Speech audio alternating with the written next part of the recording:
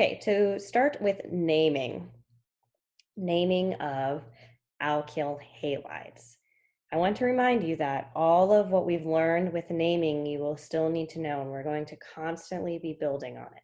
So before you go into this, if you feel you're not prepared or not comfortable with just naming regular alkanes, go back and review that because you'll still need to know those rules for the alkanes, and we're just going to be building on top. So to name a halogen or to name an alkyl halide, the halogen part, the fluorine, bromine, iodine, or chlorine, is treated as a substituent, a halo substituent on a normal chain. And the halide position is always numbered.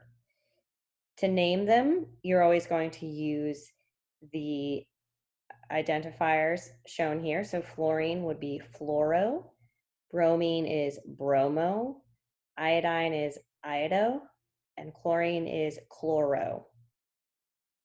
So again, you use the identifier shown here for the particular halide and number its position on the chain.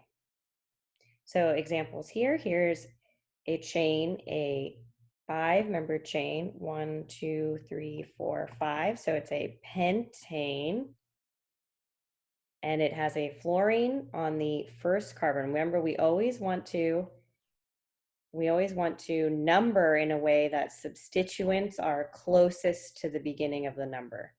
So we're going to number starting on this end since the fluorine is on this end. So 1 fluoropentane. This would be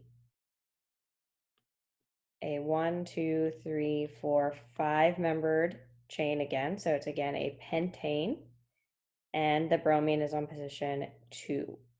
So it's 2-bromopentane. Here, again, this is a pentane. Notice the closest is if we go from either end, if we start numbering here or here, we get 3 as the position. So 3-iodo for iodine and pentane.